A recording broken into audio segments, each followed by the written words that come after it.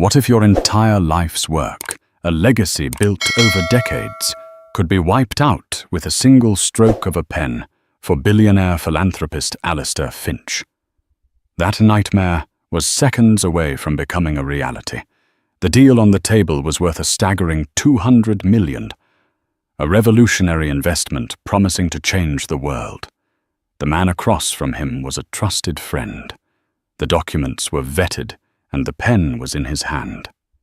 But in that gilded Manhattan restaurant, an unlikely hero was watching. A waitress, a young woman with nothing to her name but student debt, and a keen eye saw what no one else did. And she was about to risk everything on 3 simple words. This is the incredible true story of how a quiet warning.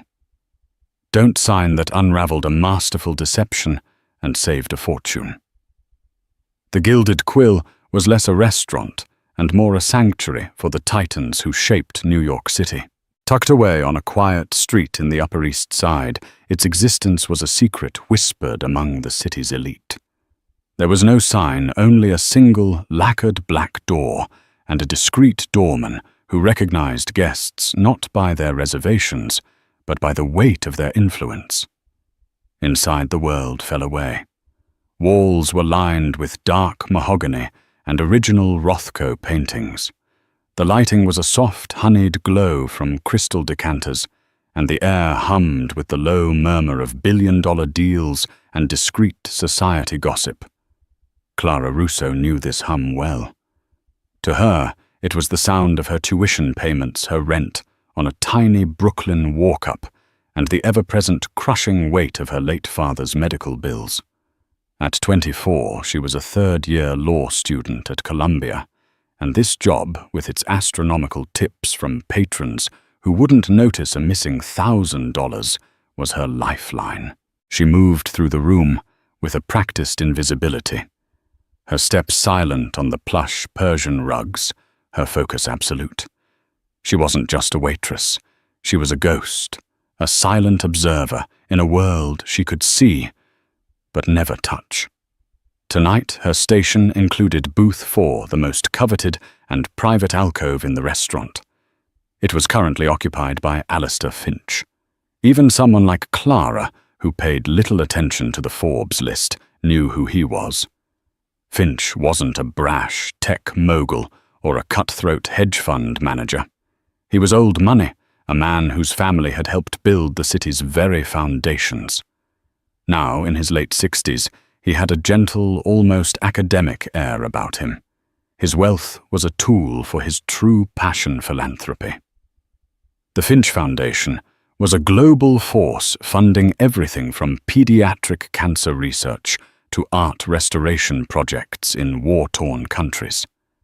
He was a widower, and those who knew him said he poured the love he had for his late wife Eleanor into his work. Across from him sat Julian Croft. Croft was everything Finch was not. He was sharp-tailored and radiated a magnetic, almost predatory energy. In his late 40s, with a sweep of silver at his temples and a smile that could disarm armies, Croft was the CEO of Viridian Dynamics. He was the man of the hour, the visionary who was going to solve the climate crisis. His proposal, the reason for this dinner, was a revolutionary technology involving heliculture, a proprietary method of cultivating algae in vertical bioreactors that could supposedly produce clean biofuel at a fraction of the cost of any existing method. It was a game changer, and he had chosen Alistair Finch to be his partner. Clara approached the table, her silver tray balanced perfectly. "Mr. Finch, your usual Macallan 25. She said, her voice a soft, respectful murmur as she placed the heavy crystal tumbler down. "Miss Croft, another. San Pellegrino." "Thank you, my dear," Alistair said with a warm, grandfatherly smile. His eyes, though tired, held a spark of genuine kindness. Julian Croft, however, barely glanced at her. His focus was locked on Alistair. "You see, Alistair, this isn't just about profit. This is about legacy." Eleanor would have loved this. It's a gift to the future, to our children's children. Clara felt a small, sharp pang of discomfort. The way he used the late Mrs. Finch's name felt rehearsed, calculated. She had served hundreds of people in this restaurant. She had learned to read the subtle tells, the slight tremor in a hand before a market crash, the flicker of an eye that betrayed a lie. With Julian Croft, the tells were almost non-existent. His performance was that polished, but his confidence felt brittle, like a thin veneer of ice over dark water. As she retreated, she overheard Alistair's reply. Eleanor was the true visionary, Julian. I'm merely the steward of her ideals. His voice was thick with a nostalgia that was both beautiful and, in this context, painfully vulnerable. Clara refilled water glasses at the adjacent table, her senses still tuned to Booth 4. Croft was laying out the final details. It was a $200 million investment, a massive sum even for Alistair Finch. It represented a significant portion of the Foundation's liquid capital. But the projected returns were astronomical, and the humanitarian impact was immeasurable. The patents are secured, the preliminary facilities in Nevada are ready for expansion, and the science is sound. Croft said, his voice a smooth, persuasive symphony. All we need is your signature. He slid a thick, leather-bound portfolio across the table. From it, he produced a single multi-page document and a heavy, gold-plated fountain pen. The Mont Blanc. The deal closer. Clara had seen that pen sign away fortunes. Alistair opened the document, his reading glasses perched on his nose. But he wasn't really reading it. His gaze was distant. Clara recognized the look. He wasn't seeing the dense legal text. He was seeing a future powered by clean energy. A world saved a legacy worthy of his late wife. He was signing the idea, not the contract. Clara's stomach tightened. She was just a waitress. Her job was to be invisible, to anticipate needs before they were spoken.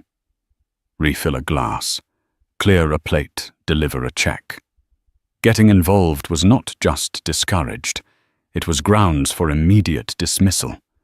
She had debts to pay, a degree to finish. She couldn't afford to lose this job. But as she watched Julian Croft's reassuring smile, a cold dread washed over her. It was the same smile she remembered from a man in a cheap suit who had convinced her father to invest his entire retirement savings into a guaranteed real estate venture just before he got sick. A venture that turned out to be a hole in the ground and a forged deed. That smile had cost her family everything. Alistair Finch picked up the pen. The soft light of the restaurant glinted off the golden nib.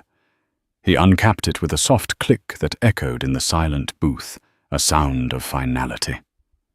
Clara felt her heart hammer against her ribs. Her mind screamed.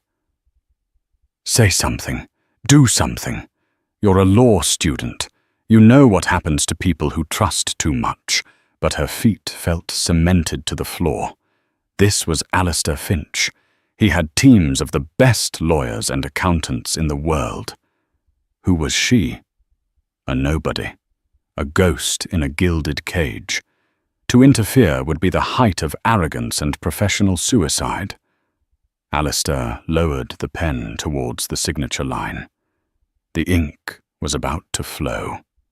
Every instinct in Clara's body was a blaring siren. The memory of her father's face, hollowed by illness and financial ruin, flashed in her mind. He had been a good man, a trusting man, just like Alistair Finch appeared to be. And he had been devoured by a shark who looked him in the eye and promised him the world. Alistair's hand was steady as it hovered over the paper. Julian Croft leaned back slightly. A portrait of relaxed success, But Clara noticed the minute tension in his jaw, the way his knuckles were white, where he gripped the armrest of his chair. He was a predator, waiting for the trap to spring. Clara's training, her very nature, told her to turn away. But her education, the thousands of hours spent poring over contracts, studying torts, and learning the myriad ways the written word could be twisted into a weapon, screamed at her to look closer. An opportunity arose, a small mercy of fate. The couple at the neighboring table, a tech mogul and his wife, were leaving. It was Clara's duty to see them out and reset the table. This path would take her directly past booth 4. As she moved, she kept her eyes downcast. The picture of deference, but her senses were on high alert. Her approach was timed perfectly. Just as she was adjacent to the booth, Alistair paused, momentarily distracted by the departing couple's farewells. He had set the pen down beside the signature line to nod politely at his acquaintances. In that split second, the final page of the contract was angled perfectly in her line of sight. It wasn't a long look, maybe 2 seconds at most. But for a third-year law student who had spent the last month cramming for an exam on international contract law, it was enough. Her brain, conditioned to scan for anomalies, snagged on 2 separate jarring details. The first was the jurisdiction clause. It was a dense block of text, but the words that leaped out at her were Grand Cayman and arbitration. It was common for international corporations to register in tax havens like the Cayman Islands, but for a US-based green energy company with physical assets in Nevada, it was a glaring red flag. It made litigation a nightmare, moving any dispute out of the predictable and robust US legal system and into a secretive, corporate-friendly arbitration process thousands of miles away. It was a classic way to make a contract virtually unenforceable for the investor. The second detail was even more alarming. She caught a phrase in the indemnification section: held entirely harmless from any and all claims of operational non-performance, misrepresentation, or technological incapacity. Clara felt a jolt as if she'd touched a live wire. She had literally studied that exact type of clause last week. It was what her professor called the get-out-of-jail-free card. In essence, it stated that even if the entire technology was a sham and the company failed to perform as promised, Viridian Dynamics and its executives could not be held financially or legally responsible. It was a clause no sane lawyer would ever let their client sign. It transferred all the risk, all of it, to the investor.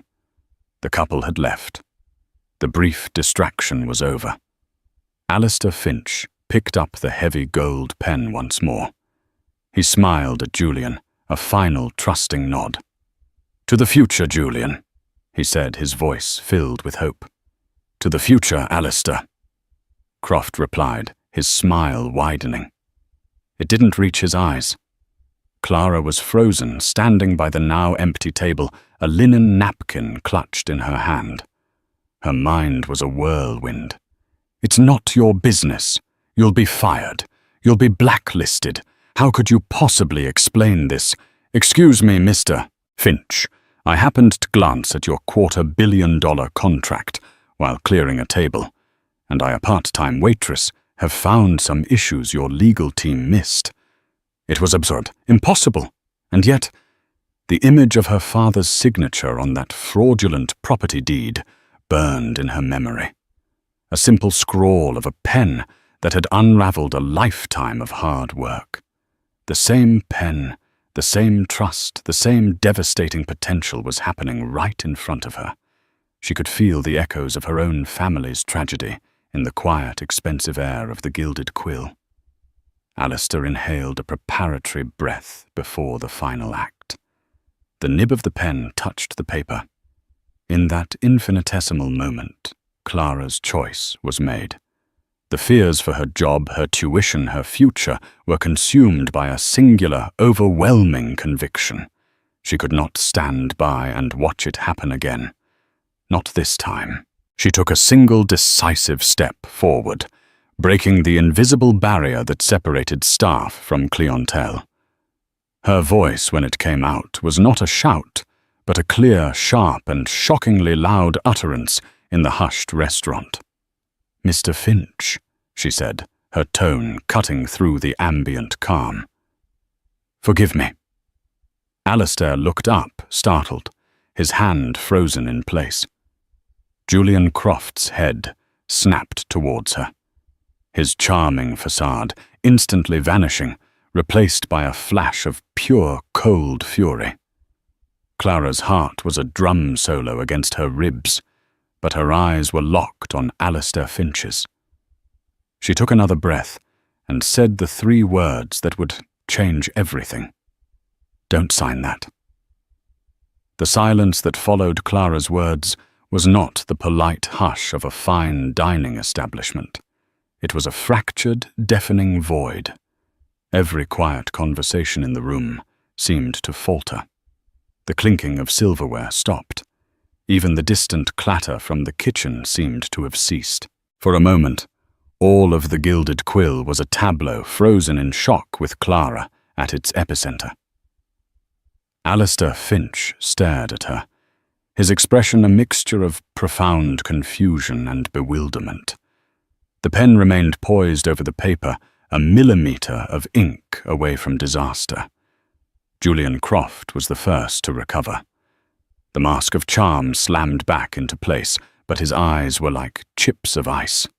"I beg your pardon," he said, his voice dangerously smooth, but with an underlying edge of steel. He directed a withering glare at Clara, a look that conveyed her insignificance with brutal efficiency. "This is a private conversation. Get back to your duties." The restaurant manager, a perpetually flustered man named Mr. Dubois, was already rushing towards the table, his face pale with horror. "Mr. Finch, Mr. Croft, my deepest apologies. I have no idea what's come over this young woman. Absolutely unacceptable.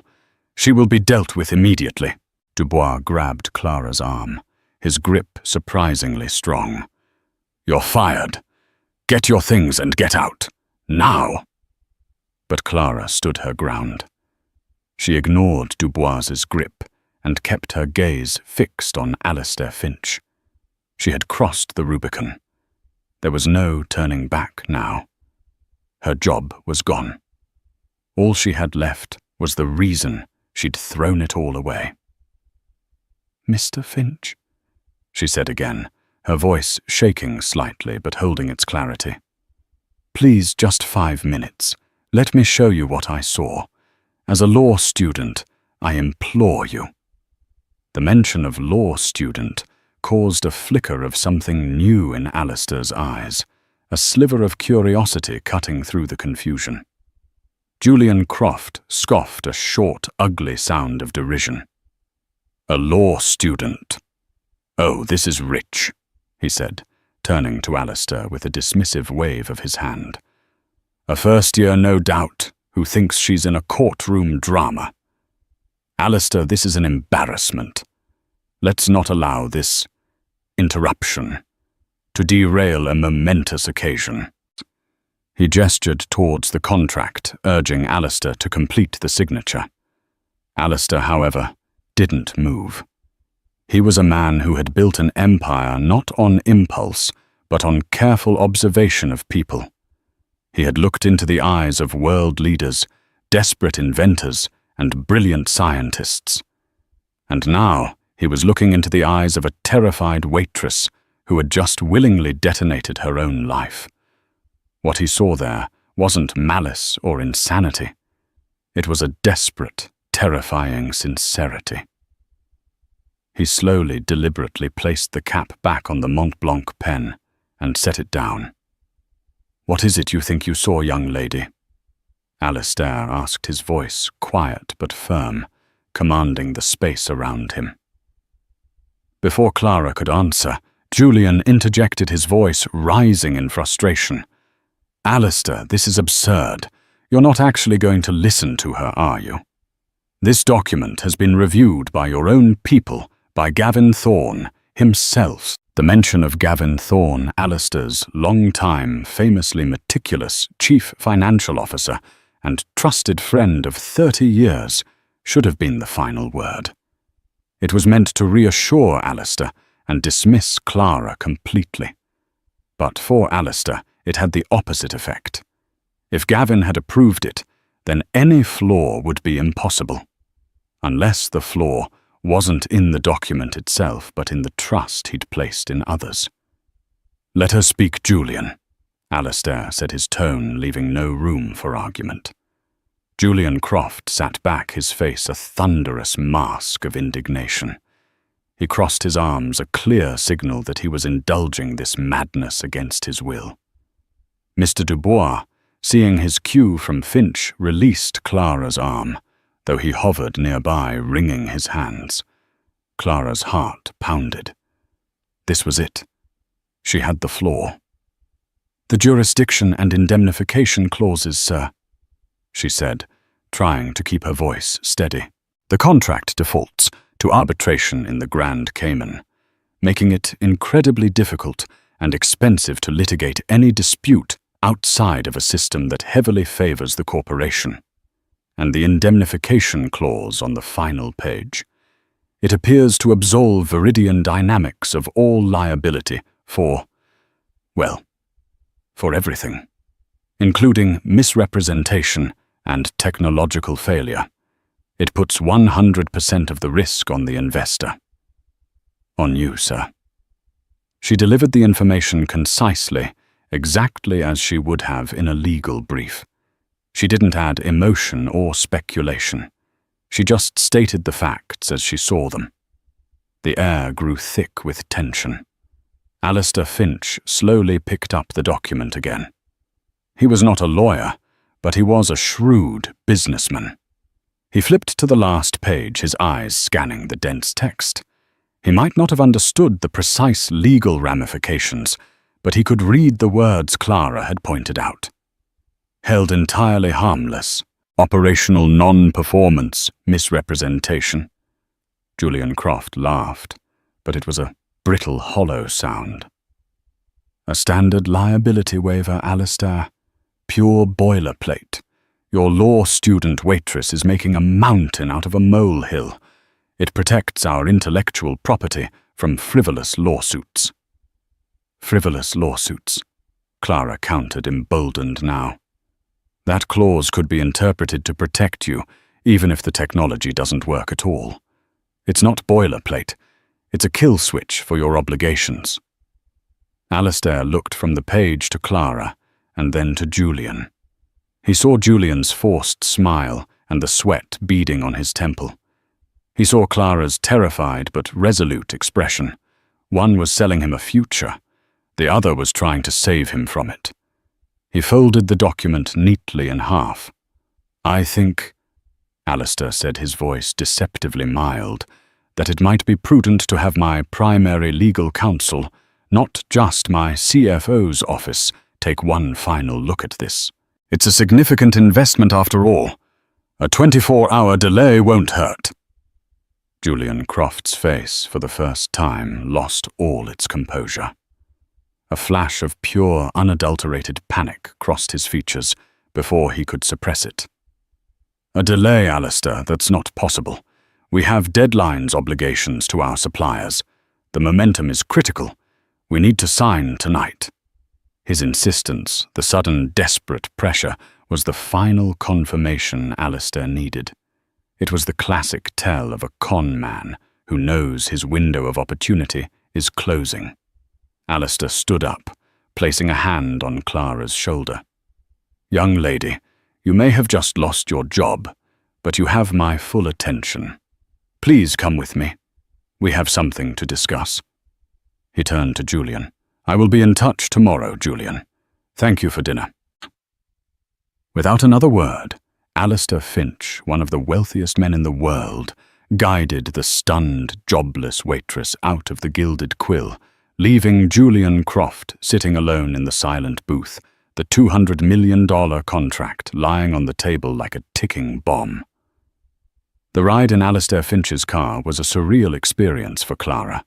One moment she was in a waitress uniform smelling of truffle oil and anxiety.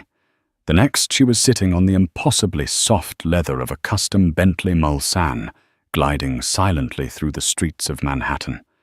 The city lights blurred past the tinted windows, a world away from the storm of emotions churning inside her. She had just committed career suicide and possibly saved a man from a catastrophic mistake, and she had no idea which of those two facts would define the rest of her life. Alistair was quiet for the first several blocks, his brow furrowed in deep thought. His head of security, a stern, powerfully built man named Marcus Vance, sat in the front passenger seat, occasionally glancing back at Clara in the rearview mirror with a look of intense, unreadable scrutiny.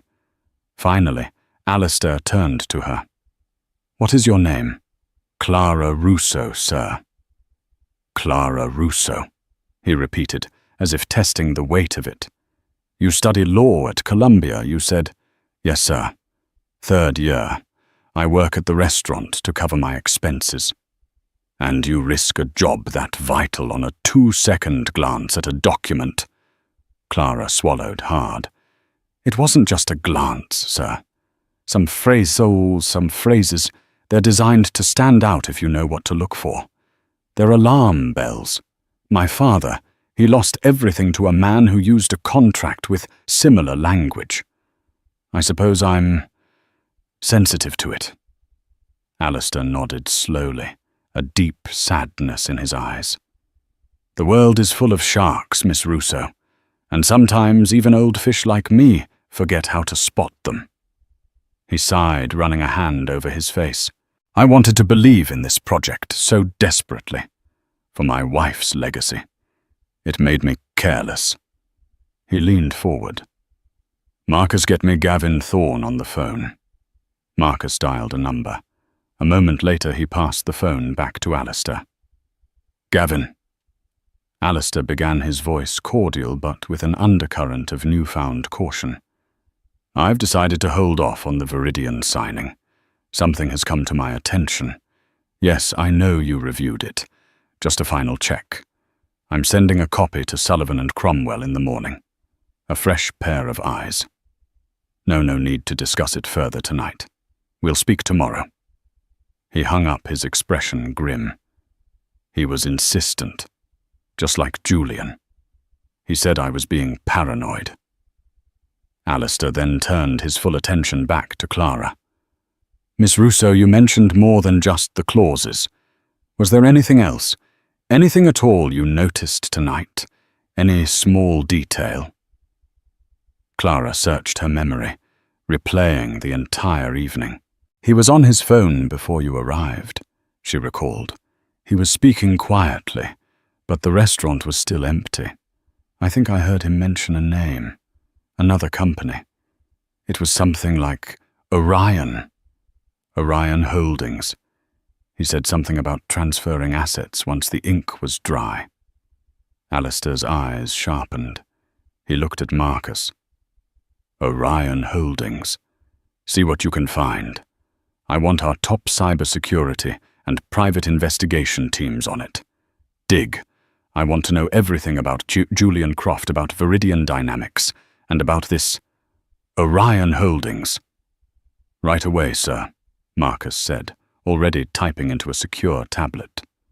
They drove Clara to her apartment building in Brooklyn, a far cry from the opulent mansions of the Upper East Side.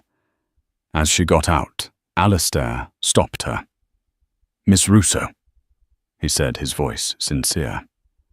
"Regardless of what my team finds, what you did tonight took a level of courage and integrity that is exceedingly rare. I will not let it go unrewarded. First, you are not to worry about your employment. I will personally handle Mr. Dubois and ensure you are compensated for any lost wages. Second, I would like to retain you as a consultant until this matter is resolved. Your observations have already proven invaluable." He handed her a card. "This is Marcus's private number. He will be in touch tomorrow." Clara was speechless. "Thank you, sir. Thank you." As the Bentley pulled away, Clara stood on the cracked pavement, the business card feeling impossibly heavy in her hand. She looked up at her small apartment window and felt the first glimmer of hope she had felt in years. The next 24 hours were a blur of escalating revelations. The initial report from Alistair's team came in before dawn. Sullivan and Cromwell, one of the most powerful law firms in the world, confirmed Clara's fears in stark, terrifying terms. The contract was, in their words, predatory and grossly one-sided, a masterpiece of malicious legal architecture, designed to strip the investor of all funds and rights with zero recourse. But that was only the beginning. The deeper they dug, the more horrifying the picture became. Viridian Dynamics was a shell. The address in Delaware was a P.O. box.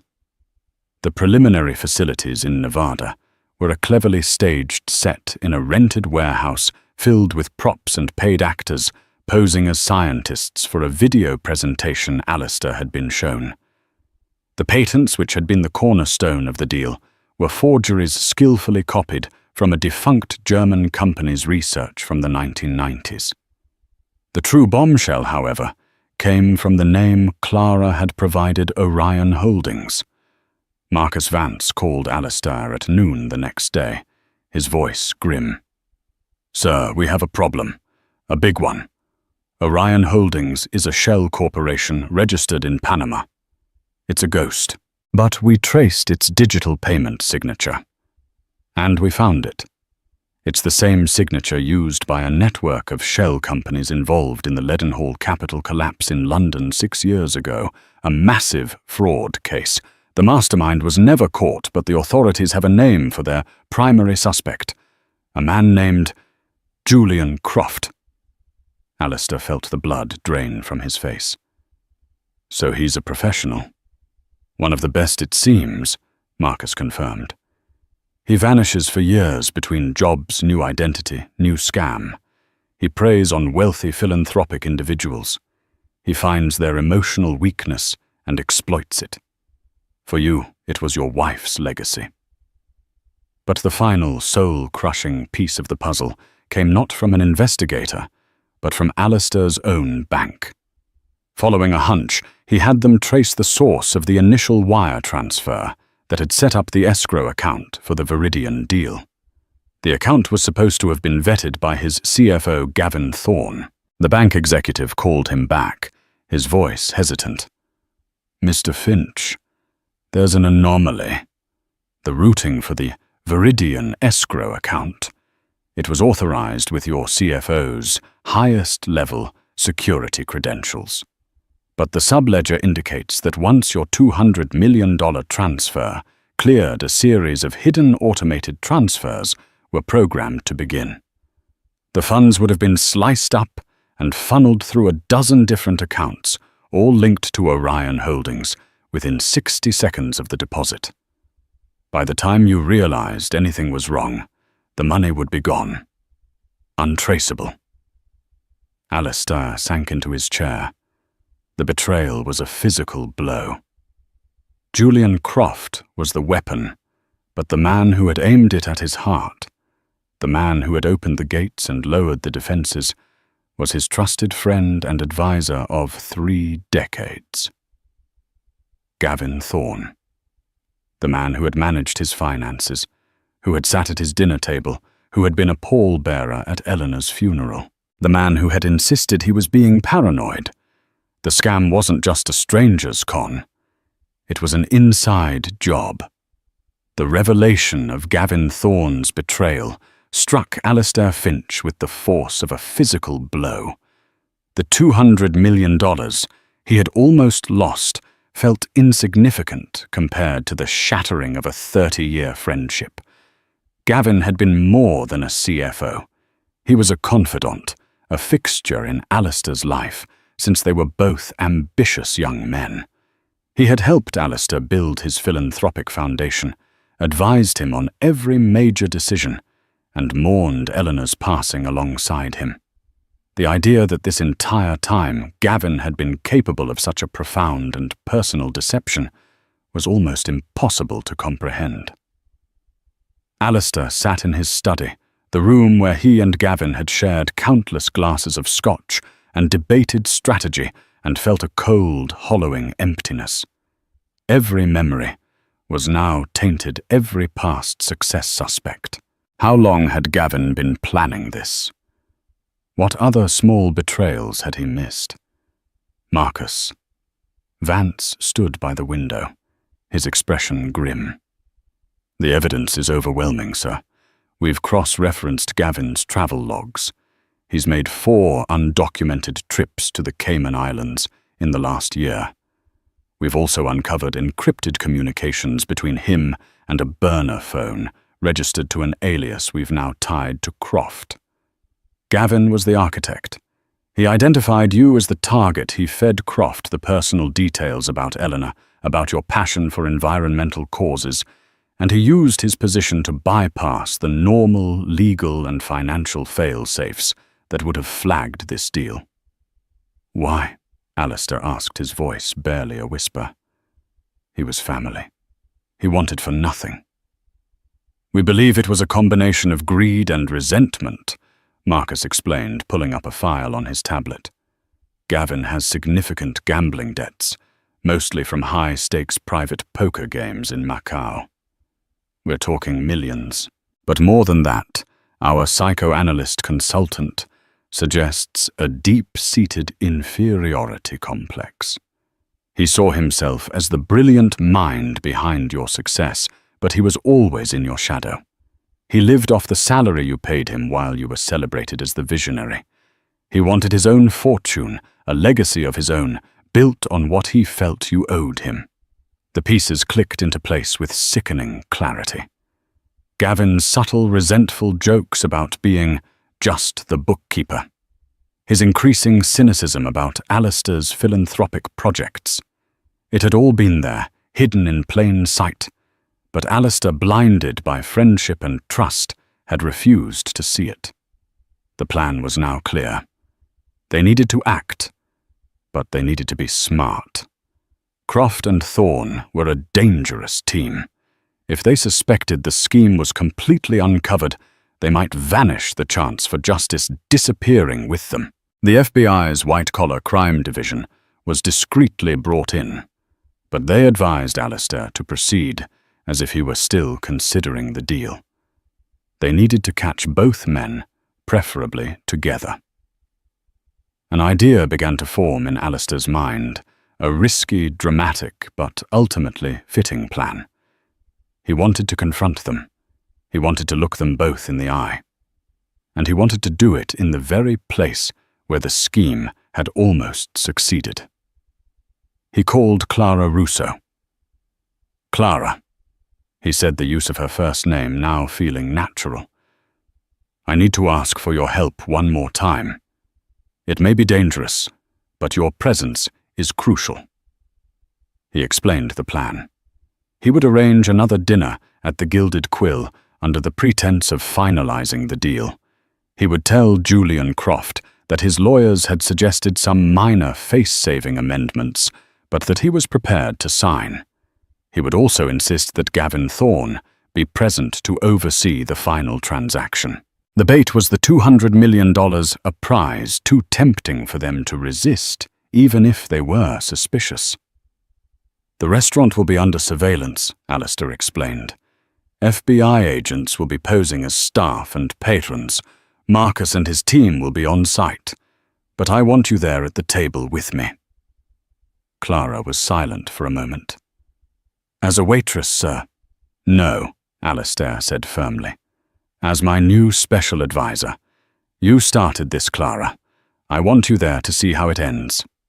Her acceptance was quiet but resolute. The night of the dinner arrived cloaked in a tense electric atmosphere. The Gilded Quill looked exactly the same, The soft lighting, the hushed conversations, the air of serene luxury. But tonight it was a theater of operations. The sommelier was a federal agent. The couple at the booth next to theirs were undercover officers. Every flower arrangement concealed a pinhole camera. Clara sat beside Alistair, dressed not in a waitress uniform, but in an elegant dark dress that Marcus's team had provided. She felt a profound sense of imposter syndrome, but looking at Alistair's calm, determined face gave her strength.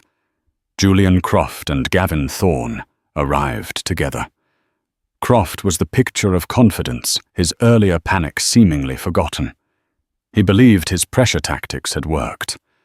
Gavin, on the other hand, looked nervous. His smile was strained, his eyes darting around the room. He was the insider, and he knew Alistair's habits. This sudden change of heart, this demand for a formal dinner, was not Alistair's usual style. "Alistair, so glad you saw reason," Croft said, sliding into the booth. "A momentary hiccup, nothing more." Gavin nodded, avoiding Alistair's gaze. "Alistair, I'm glad we could put this behind us. The deal is solid." "Indeed," Alistair said, his voice level. "It is a most educational deal. In fact, after reviewing the paperwork, I have a new proposal." He slid the leather-bound portfolio back to the center of the table. "I'm not going to invest 200 million. Croft's smile tightened. Gavin tensed. "What is this, Alistair?" Alistair leaned forward, his eyes locking onto Gavin's. "I'm considering investing far more. But first I need to clear up a few lingering questions. For instance, I'm curious about a small Panamanian company called Orion Holdings." The name dropped onto the table with the force of a grenade. Julian Croft's face went white. Gavin Thorne visibly flinched, knocking over his water glass. The sound of it shattering on the floor was the only noise in the suddenly silent booth. The trap was sprung. The shattering of the water glass broke the spell. Gavin Thorne stared at the spreading puddle on the white tablecloth, his face a mask of disbelief and horror. Julian Croft, ever the performer, recovered first, forcing a hollow laugh. Orion Holdings. "Alistair, what are you talking about?" "Some obscure shell company. This is about Viridian Dynamics. Let's not get distracted by fantasies cooked up by your waitress-turned-advisor." He shot a look of pure venom at Clara, who met his gaze without flinching. Alistair ignored him completely, his eyes still boring into Gavin. 30 years, Gavin. 30 years I trusted you. You were a brother to me.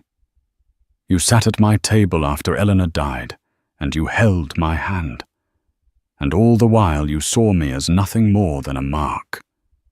Gavin finally looked up, his eyes filled with a desperate, cornered panic. "Alistair, I don't know what she's been telling you, but it's lies. I've spent my life protecting your assets, growing your fortune." "Protecting them?" Alistair's voice rose, a rare display of his iron will. "You programmed the escrow account to drain itself in 60 seconds. You fed this parasite personal details about my late wife to use as leverage against me. You didn't just try to steal my money, Gavin. You tried to steal her memory." At the mention of the escrow account's programming, the last vestiges of color drained from Gavin's face. That was a detail only the architect of the scheme could know. It was over. It was in that moment that Julian Croft made his move. He wasn't a fighter. He was a runner. He abruptly stood and tried to shove his way out of the booth. "This is insane. I'm leaving." But his path was instantly blocked. The man who had been sitting at the bar, a nondescript businessman in a grey suit, was suddenly on his feet, holding open a badge. "Julian Croft, you're under arrest. Please place your hands behind your back." Simultaneously, the couple from the next booth stood up and moved to flank Gavin Thorne. The sommelier approached the table not with a wine bottle, but with a pair of handcuffs.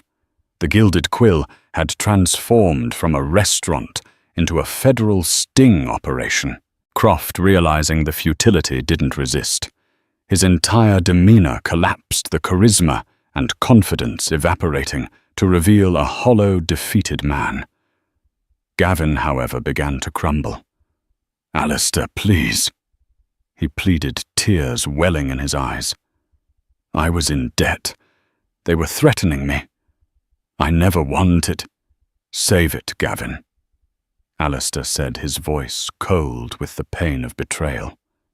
"You made your choice." As the agents led the two men away, a stunned silence settled over the restaurant's remaining patrons, the real ones who were now staring wide-eyed at the drama. The carefully constructed illusion of the Gilded Quill had been shattered. But the story wasn't quite over. As Croft was being escorted out, he stopped and looked back, not at Alistair, but at Gavin. A cruel, spiteful smile twisted his lips. "You think he was the mastermind?" Croft spat, his voice dripping with contempt. "This pathetic accountant. He was a pawn. A greedy, useful idiot, but a pawn nonetheless." Alistair, Marcus, and the lead FBI agent all froze. "What are you talking about, Croft?" the agent demanded. Croft seemed to savor the moment, the final desperate act of a man with nothing left to lose. "Gavin didn't have the connections to find someone like me. He didn't have the sophistication to structure the international accounts. He just provided the access and the target profile. The person who put us together, the one who really runs the show, is far closer to you, Alistair. The one who knew you were vulnerable. The one who knew exactly how much capital the Foundation had in liquid assets." A cold dread, even deeper than what he'd felt about Gavin's betrayal, washed over Alistair. It didn't seem possible. Who else could be so intimately involved? Croft's eyes gleamed with malice. "Ask yourself, Alistair, who stood to gain the most from your ruin? Who was always quietly resentful of the Foundation, getting the lion's share of your attention and funds, who has been advising you for years to take more aggressive financial risks?" Alistair's mind raced through a gallery of faces: board members, family friends, business associates. But only one person fit that description perfectly. A person so trusted, so embedded in his life, that the mere suggestion of their involvement felt like a sacrilege. Marcus Vance, listening intently, paled as he came to the same conclusion. He looked at Alistair, his expression one of pure shock. "It can't be." Alistair whispered the words, catching in his throat. Croft let out a final bitter laugh as he was pulled away. "Oh, it can. The call that set this all in motion didn't come from Gavin. It came from your own nephew, Robert Finch." The revelation hung in the air, more shocking than anything that had come before. Robert, his sister's son. The charming, ambitious young man Alistair had mentored, whom he had placed on the Foundation's junior board, and whom he had treated like his own child. The ultimate betrayal wasn't from a friend. It was from family. The arrest of Robert Finch was a quiet, somber affair.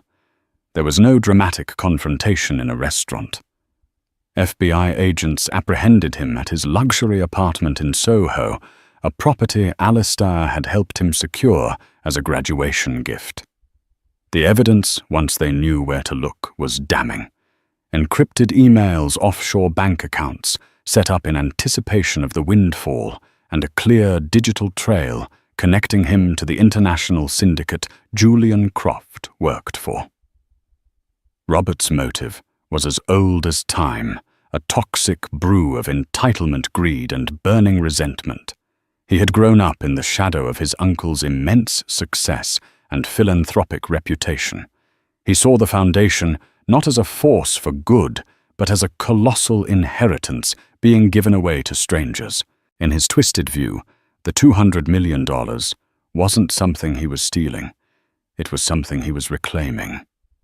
Gavin Thorne had been his tool, a disgruntled employee he cultivated and manipulated, promising him a cut big enough to solve his debt problems and retire in luxury. For Alistair, this final betrayal was the most profound. It forced him to reevaluate everything he thought he knew about loyalty, family, and the nature of his own legacy.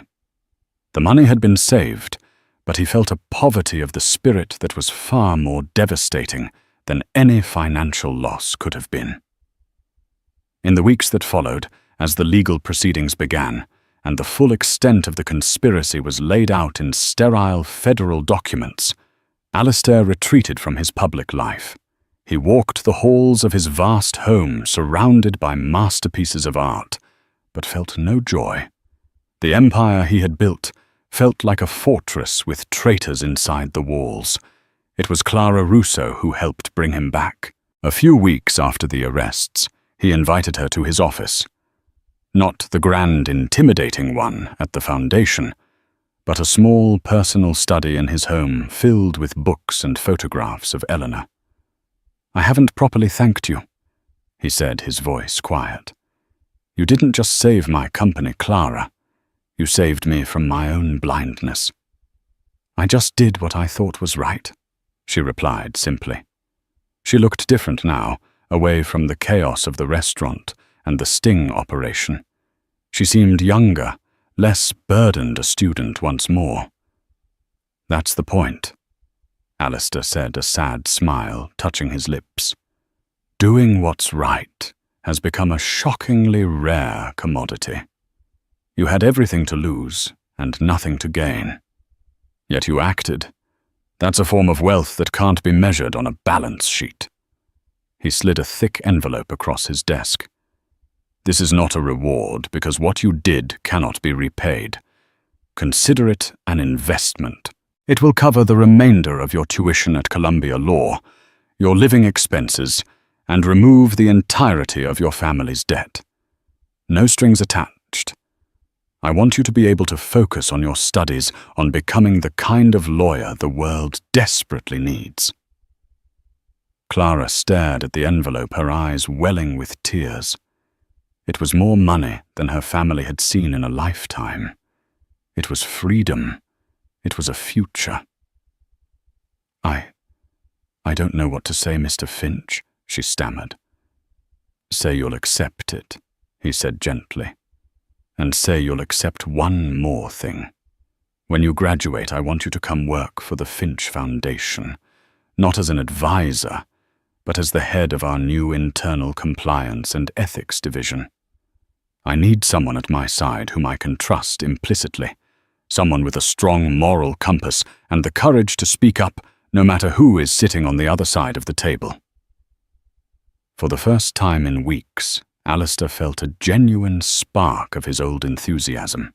The betrayals had taught him a painful lesson. His greatest vulnerability wasn't his wallet, but his unquestioning trust. He couldn't become a cynic that would be a betrayal of Eleanor's spirit, but he could become wiser. Clara Russo was his reminder that integrity could be found in the most unexpected of places. Clara, her life irrevocably changed, accepted. The waitress who had once served the city's titans in silence would now have a powerful voice among them. Her journey was just beginning, but she had already proven that sometimes the most powerful person in the room isn't the one with the most money, but the one with the clearest sight and the courage to speak the truth. Alistair Finch had lost a friend and a nephew, but he had gained something far more valuable, a renewed sense of purpose and a staunch ally in his mission to do good in the world. The Gilded Quill had almost been the site of his ruin, but instead It became the place where he found a different, more resilient kind of strength. In the end, this wasn't just a story about a foiled scam. It was a story about the collision of two worlds, one of immense power and blinding trust, the other of quiet observation and unshakable integrity. Alistair Finch learned the hard way that the most dangerous threats often come from those we hold closest, while our greatest saviors can appear in the most unexpected forms. For Clara Russo, a single moment of courage, a decision to risk everything for what was right, didn't just save a fortune. It forged a future she could never have imagined. Her voice, once lost in the hum of a restaurant, became a force for good. This story is a powerful reminder that you don't need $1 billion to make a world of difference. All you need is the courage to speak up when you see something wrong.